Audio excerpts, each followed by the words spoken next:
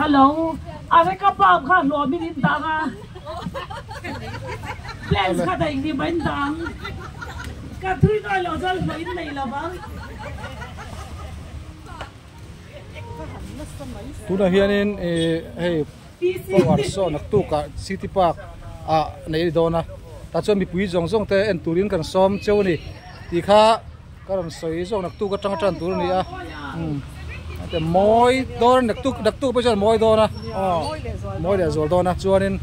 an la kuak tuak sin la rem na lutuk lawa hei an la rem na lutuk lawa City Park ka khan local khom theu nak tu ka kan live dona ni pang power so amun en du tan po en thei dona lo en vera nak tu ka City Park ka flower show pangpar ngai na te moi ti tu te zong khai kal khom ve kam pangpar an so dona chuarin lo en ve vek tur lo kal turin huna mi zong kan som tak me cheu ni hei an larem lawa an larem fel lawa an rem fel hon pe chona moi dona ti kha karon tar lang nak tu ka chuan hei ai moi ga ai pui dor ni pui dor ni ti kha karon soi lok nga lang e ole